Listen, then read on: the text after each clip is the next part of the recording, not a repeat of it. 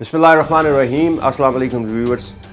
आज मैं बात करूंगा शहजाद अकबर साहब और उनकी कल की प्रेस कॉन्फ्रेंस पे, क्योंकि कल उन्होंने बड़े वसूख के साथ एक लफ्ज़ महकमा ज़राअत यूज़ किया जब उनसे उनकी प्रेस कॉन्फ्रेंस में एक सहाफ़ी ने सवाल किया कि मरीम नवाज़ शरीफ और नवाज़ शरीफ को NRO किसने दिया। तो उनका जवाब ये था कि ये सवाल महकमा ज़राअत से पूछें।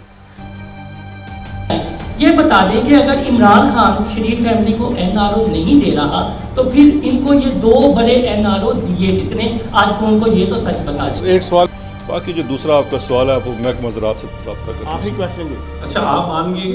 आपको याद होगा कि महकमा ज़राअत का जिक्र अपोजिशन जमातों की तरफ से हमेशा लिया जाता था और ये मौजूदा हुकूमत उन पर हमेशा तनकीद करती थी कि ये महकमा ज़राअत का नाम लेकर कौमी इदारों पर उनको बदनाम करने की कोशिश करते हैं। लेकिन कल ख़ुद हुकूमती नुमाइंदा मुशीर दाखिला मुशीर एहतसाब जो है अपनी प्रेस कॉन्फ्रेंस में महकमा ज़राअत का नाम ले रहे हैं। लेकिन इससे बड़ी बात यह है कि अभी 2 घंटे ही गुजरे थे उनका इस बयान को देने के बाद, और 2 घंटे बाद ही उन्होंने अपनी एक ट्वीट में माजरत करते हुए कौमी इदारों से माफ़ी मांगी कि मुझसे अगर मेरे बयान से किसी कौमी इदारे ने अपनी तरफ इस बयान को समझा है तो मैं उसकी माजरत, मेरी मुराद ये थी महकमा ज़राअत से शहबाज शरीफ और मरीम नवाज़। अब कोई शहजाद अकबर से पूछे कि शहबाज शरीफ और मरीम नवाज़ कोई महकमा किस तरह हो सकते हैं।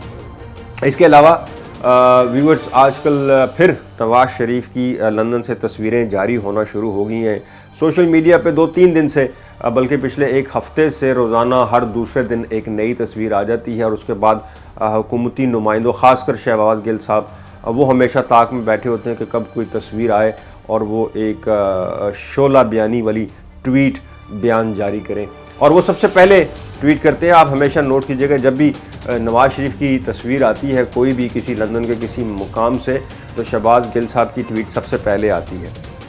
आखिर में बात करते हैं नवाज़ शरीफ की वापसी के हवाले से सरगर्मियाँ बहुत तेज़ हो गई हैं।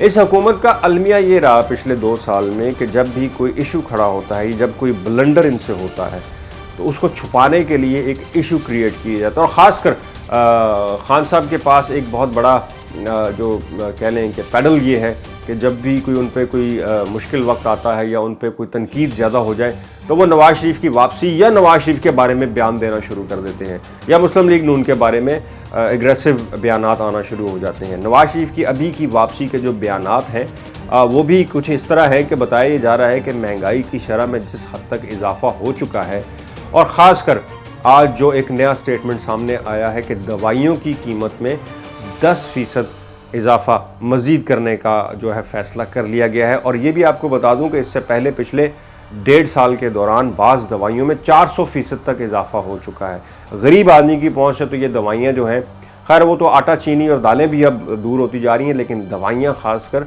बहुत महंगी हो रही हैं, 10% मज़ीद। और उस पर इन ब्लंडर्स को छुपाने के लिए नवाज़ शरीफ की वापसी या नवाज़ शरीफ को वापस जाना चाहिए या नहीं जाना चाहिए, ये फ़ैसला भी हुकूमत ने करना था जब उनको वापस भिजवा रहे थे। यास्मीन जो है, डॉक्टर यास्मीन, उन्होंने ख़ुद उस वक्त ये बयान दिया था कि रिपोर्टें मेरे सामने बनी हैं, वो वाकई बीमार है।